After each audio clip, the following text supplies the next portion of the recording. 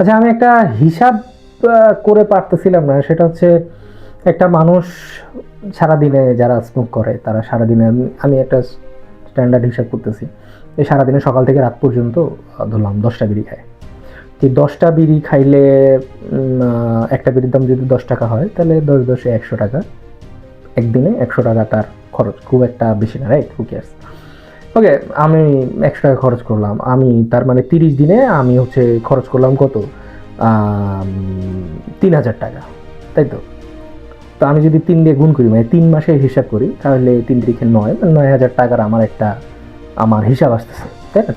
তো আমি নিজে হিসাব করতেছি যে আপনি এই 9000 টাকা যে খরচ করে ফেললেন 3 মাসে, এই 3 মাসে 9000 টাকা খরচ না করে 3 মাসের টাকাটা জমায়া কক্সবাজার কিংবা সেন্ট মার্টিনে ঘুরতে যায় আর তারপরে যা বিড়ি খাইতেন, আপনার আটকাইছে কে? ঘোরাও হয়ে গেল, আপনার স্মোকিংও করা হয়ে গেল, মানে উইন উইন সিচুয়েশন, রাইট?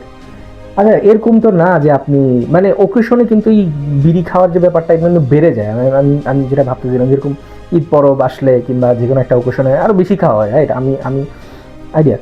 তো এখন যেহেতু বেশি খাওয়া হয়, 9000 টাকা তো আমি একবারে কম করে ধরছি। আমার মনে হয় আমার আরও বেশি হইতে পারে। তো দেখেন, আপনার কিন্তু কাজের কাজ ঘোরাও হয়ে গেল, মেন্টাল স্যাটিসফ্যাকশনও হয়ে গেল, মানে কি একটা মজা, তাই না?